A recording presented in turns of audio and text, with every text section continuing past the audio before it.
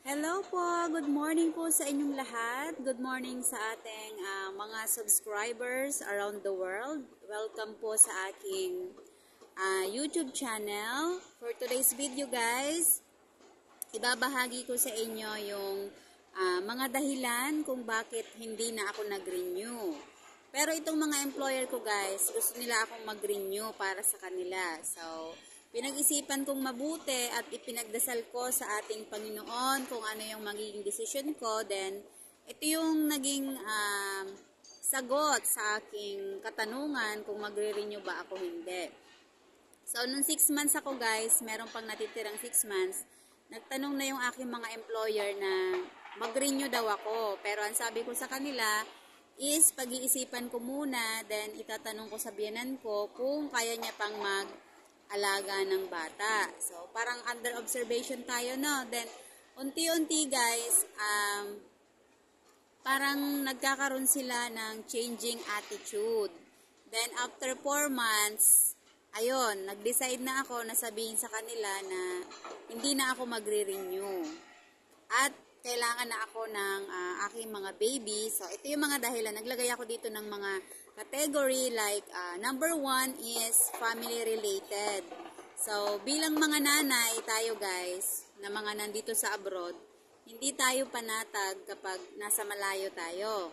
Lalong-lalo na kung yung mga anak natin is laging may mga sakit. So, isa din to sa nagbigay sa akin ng rason kung bakit hindi na ako mag-renew dahil yung mga anak ko po ay lagi silang may sakit. Kapag mga bata pa pala yung mga anak natin guys, na-realize ko na hindi pala dapat natin sila muna iwanan. So, habang nandito ako sa Hong Kong, nagmumuni-muni ako na bakit ko ba sila iniwan, ganyan. So, maraming katanungan yung nasa isip ko ngayon. Then, kaya naggawa ako ng negative and positive kapag magre-renew ako at kapag hindi na ako magre-renew. Okay? So, isa sa dahilan niyan yung family related na laging may mga sakit yung anak ko. Halos monthly guys, yung aking 6 years old and 4 years old na anak, lagi silang may sakit monthly. Kaya parang nakakalungkot na meron nga tayong pera dito sa abroad, pero yung sahod natin, halos napupunta lang din sa gamot monthly. Plus, yung panganay ko guys, nag-seizure. So, kailangan niyang mag-undergo ng MRI. So, this coming November, kailangan niya ng mag-MRI para makita yung result.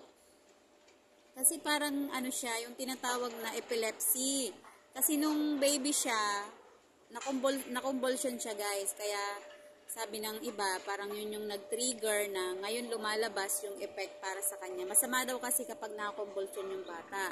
So, simula nung nag-abroad ako, ayun, nagsimula siyang mag-seizure. Kasi nung nandun naman kami, masama-sama kami, wala naman akong na-encounter na ganun yung nangyari sa kanya. So, yearly siya inaabot guys kapag during summer. Kasi sobrang pagod, nalipasan ng gutom, kulang sa tulog, parang yun yung nag-trigger sa kanya.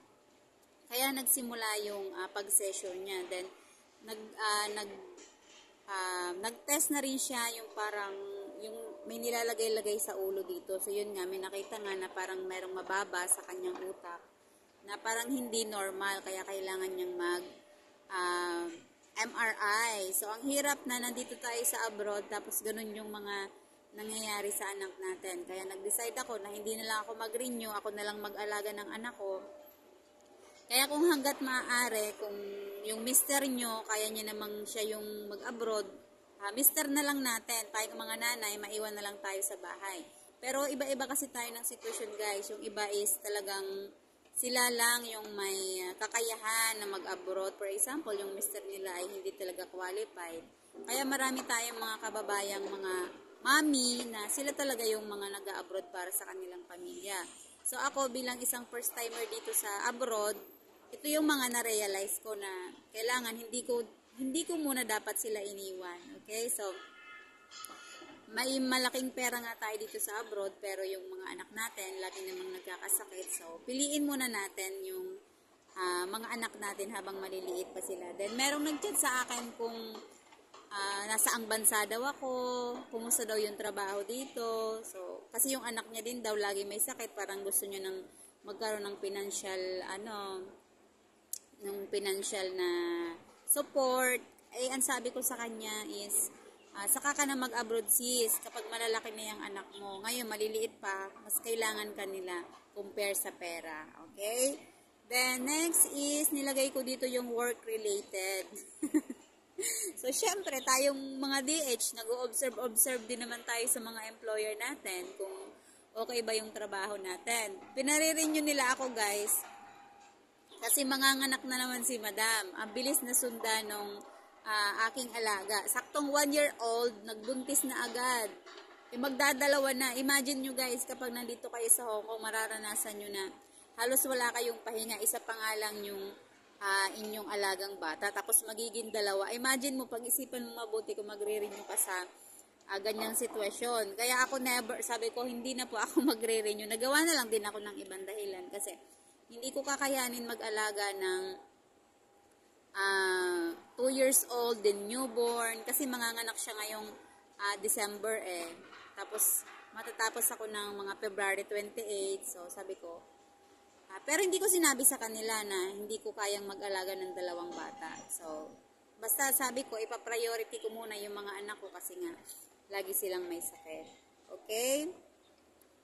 Halos hindi lang naman ako guys yung DH dito na halos no rest.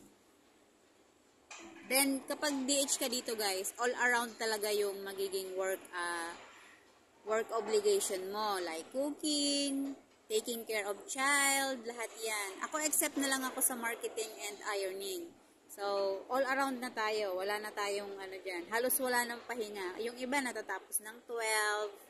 Ako maswerte pa kasi mga 10, 10:30. Kaya sabi ng iba, uy, wag ka magreklamo kung ganyan ka natatapos. Kami nga, 12, 1. Ganyan. Sabi ko, naisip ko, ay, mas maswerte pa pala ako kaysa sa inyo. Kaya tsaga-tsaga lang, okay?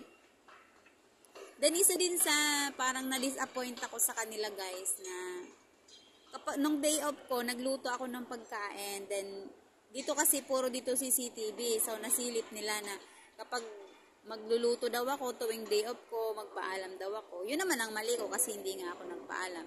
Kasi dito guys, kapag day off, hindi nila sagot yung ating pagkain. Sarili na natin yun. Kaya mag-ingat kayo sa mga employer nyo. Huwag kayo basta-bastang magluluto ng pagkain kapag day off nyo. Or kung may gusto man kayong lutuin, magpaalam kayo kasi masisilip nila yan.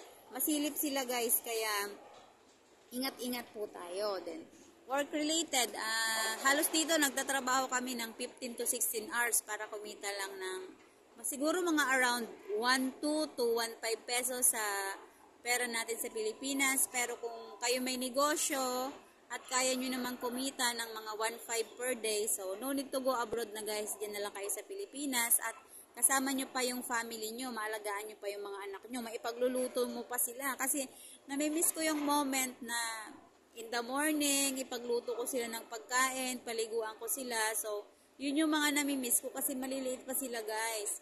Talagang kapag nandito ka sa abroad, yung homesick mo, halos araw-araw yan. Minsan sa gabi, iyak ka kasi namimiss mo yung mga anak mo.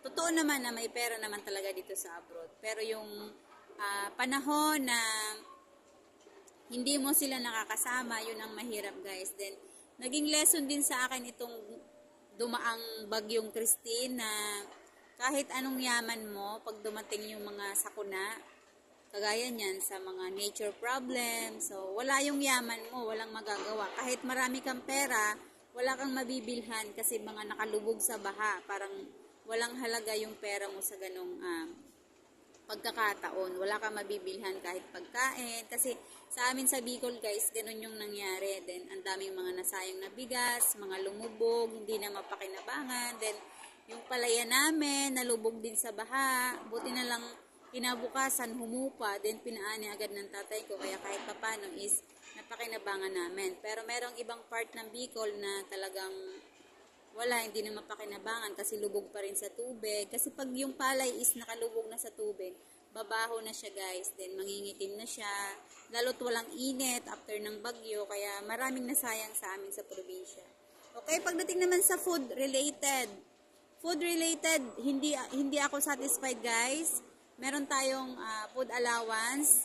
Depende sa amo kung ibibigay sa atin o hindi. So ako kasi, provided na nila din. I'm not satisfied with my food.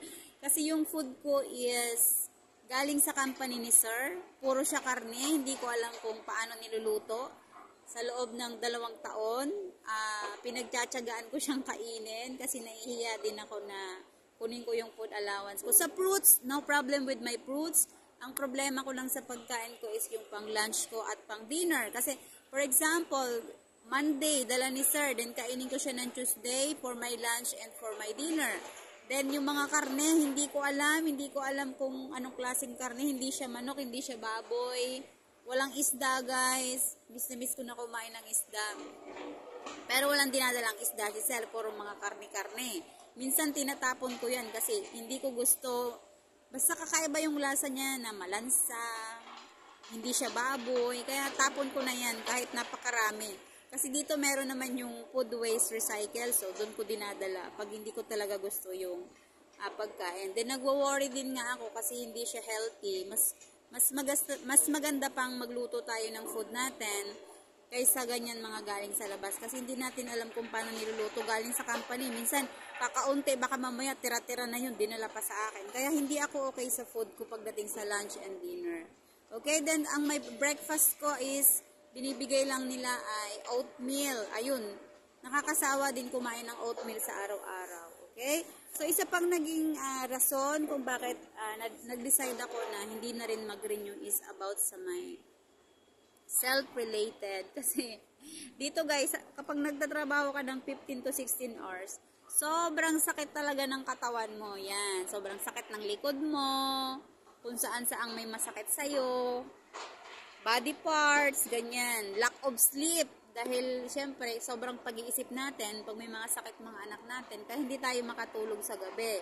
Kaysa hindi tayo makatulog sa gabi ng ayos, umuwi na lang tayo sa Pilipinas para kahit papano makapagpahinga-pahinga pa tayo, okay? Then, ang dami ko na rin falling hair. Pero sabi nila dito sa Hong Kong, normal na sakit na daw yung falling hair dito sa Hong Kong. Sobrang dami niya talaga. Hindi lang ako ang may ganitong sitwasyon. Kaya, kailangan na nating umuwi, magpahinga muna. Kasi, yung iba talaga guys, wala na yung buhok dito. Oh. Talagang nauubos na yung buhok niya, nakakalagas. Sabi nila, wag daw maligo ng warm, cold lang, ang lamig-lamig lalo na kapag winter. Kaya ako, ang pinapaligo ko, warm pa din. May mga tumutubo naman siya, pero wag lang ako makakalbo, guys. Okay? So, yun nga, self-related, overthinking. May pera nga tayo dito, pero yung isip natin, sobrang mag-overthink. Kaya, uwi na lang ako ng Pilipinas, guys. Okay? Totoo naman na talagang may pera dito sa abroad. Sa Pilipinas, may pera din naman, guys. Basta, maging masipag lang tayo, pero ipagkakatiwala natin ang lahat sa Panginoon kung ano yung nakaplan para sa atin or para sa akin. Abangan nyo guys yung mga next vlog ko after ko dito sa abroad at pag uwi ko sa Pilipinas, kung ano yung magiging buhay namin doon. At mas pinili ko pala guys na manirahan sa probinsya compare sa syudad kasi meron naman kaming bahay sa Batangas, pero dahil nagpagawa kami ng bahay sa Bicol, katas ng abroad, abangan nyo guys, ang ipapasilip ko sa mga next vlog ko kung saan napunta yung aking salary dito sa Hong Kong. At sana maging inspired kayo sa mga vlog ko at patuloy nyong suportahan. So, thank you to all my 1,230 subscribers in my YouTube channel. Sana patuloy nyo pa pong suportahan ang aking channel. Thank you so much for watching. Sana may natutunan po kayo at may kanya-kanya po tayong dahilan kung bakit hindi tayo magre-renew sa ating mga employer. Pero kung nagpaplano pa rin kayo na maghanap ng bagong employer dito sa Hong Kong, kapag nandito na kayo sa Hong Kong guys, makakapamili na kayo ng inyong mga amo. Okay? So sana may natutunan kayo. Thank you for watching. Bye-bye!